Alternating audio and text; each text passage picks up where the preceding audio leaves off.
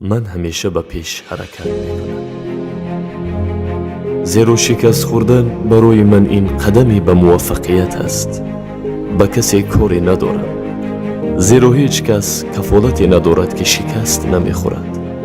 همه میخواهم که کامیاب شوند، اما این به شکست خوردن امکان ناپذیر است.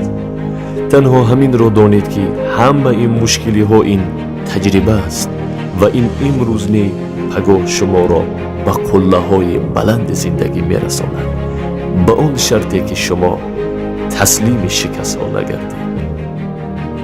سبب های زیادی هستند که شما به پیش حرکت نمی کنید. شما می نشینید و یگان معجزه را انتظارید.